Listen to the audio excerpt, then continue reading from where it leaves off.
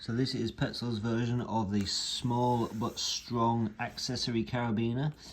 So their design, you can see here, it's just the carabiner, but then comes with the little rubber capture to capture whatever you're putting down there, and then this bit of plastic that slides on the carabiner and then locks out the gate when in use.